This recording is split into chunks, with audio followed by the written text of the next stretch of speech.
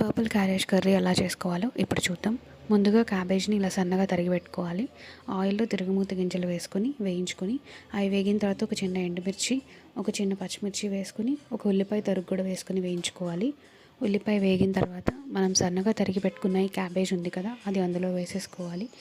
వేసి బాగా కలుపుకొని దాన్ని ఒక 5 మినిట్స్ మూత పెట్టుకున్న తర్వాత మళ్ళీ కొద్దిగా ఉప్పు, కొద్దిగా పసుపు వేసుకోవాలి. ఎక్కువ ఉప్పు ఇప్పుడే వేయట్లేదు.